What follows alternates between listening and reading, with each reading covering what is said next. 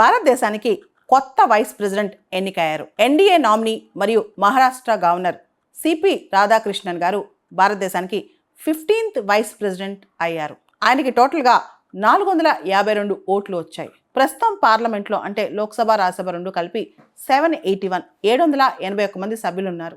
దానిలో 542 మంది లోక్సభ నుంచి మరియు 239 మంది రాజ్యసభ నుంచి ఉన్నారన్నమాట.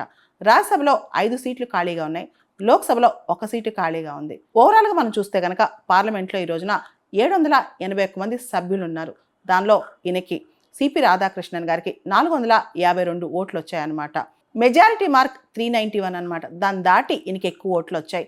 దాంతో ఇప్పుడు కొత్త వైస్ ప్రెసిడెంట్గా సిపి రాధాకృష్ణన్ గారు ఎన్నికయ్యారనమాట.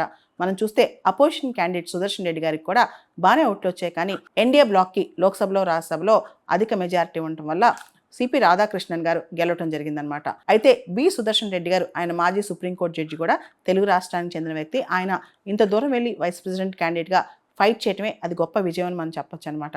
ఈ విజయంతో సిపి రాధాకృష్ణన్ గారు మనకు ఉపరాష్ట్రపతి కాదు, ex officio chairman of Rajya Sabha కూడా, అంటే రాజ్యసభకి చైర్మన్గా కూడా ఈయన వ్యవహరిస్తారు. మనకు తెలుసు మన ఉపరాష్ట్రపతి రాజ్యసభకి చైర్మన్ కూడా.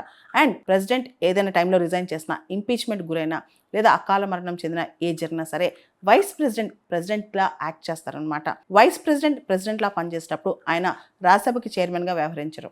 వైస్ ప్రెసిడెంట్ ప్రెసిడెంట్లా పనిచేసేటప్పుడు ఆర్టికల్ 361 ప్రకారం ప్రెసిడెంట్కి ఏవైతే ఇమ్యూనిటీస్ ఉన్నాయో, ప్రివిలేజెస్ ఉన్నాయో అవన్నీ కూడా వైస్ ప్రెసిడెంట్కి వస్తాయన్నమాట. ఆర్టికల్ 361 ప్రకారం ప్రెసిడెంట్ని, గవర్నర్స్ని తమ పదవీ కాలంలో అరెస్ట్ చేయకూడదన్నమాట. అదే ప్రివిలేజ్ మరియు ఇమ్యూనిటీ వైస్ ప్రెసిడెంట్ ప్రెసిడెంట్గా పనిచేస్తున్నప్పుడు వైస్ ప్రెసిడెంట్ కూడా వస్తాయి. అదేవిధంగా వైస్ ప్రెసిడెంట్ ప్రెసిడెంట్గా పనిచేస్తున్నప్పుడు salaries and allowances of president vice ప్రెసిడెంట్కి వర్తిస్తాయి.